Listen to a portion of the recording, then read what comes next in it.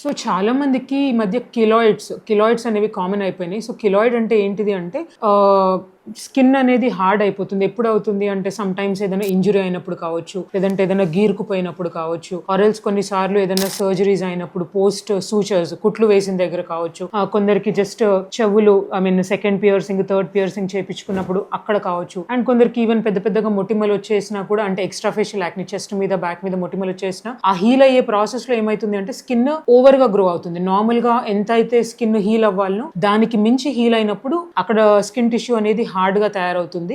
దీన్ని కిలాయిడ్ అంటాము. సో కిలాయిడ్స్ అనేవి ఈ మధ్య కాలంలో నాకు ఈ ఇయర్ పియర్సింగ్ లో చాలా ఎక్కువ వస్తున్నాయి. సో అలా అయినా కూడా వాళ్ళు ఏం చేస్తున్నారు అంటే అగైన్ దాని పక్కకెళ్ళి మళ్ళీ ఇంకొకటి పియర్స్ చేయించుకుంటున్నారు. సో దానివల్ల అగైన్ థర్డ్ పియర్సింగ్ దగ్గర మళ్ళీ డెవలప్ అవుతుంది. So if you are having this keloid prone skin, అలా కుట్టించగానే మీకు అక్కడ స్కిన్ టిష్యూ అనేది హార్డ్ అయిపోయి కొంచెం ఇట్లా బంప్ లాగా తయారవుతుందంటే కనుక just don't go for piercing, immediately meet dermatologist, because you might end up with lots of infection. కొందరికి ఏంటంటే మొత్తం చీమ్ లాగా పట్టేసి అది ఇంకా వర్స్ అవుతుంది. సో మీకు అట్లా ఏమైనా చిన్న after piercing with in 2 or 3 weeks మీకు ఏమైనా బంప్ లాగా వస్తుంది, అక్కడ హార్డ్ గా అయిపోతుంది స్కిన్ అంటే వెంటనే వచ్చి డాక్టర్ ని కన్సల్ట్ అవ్వండి.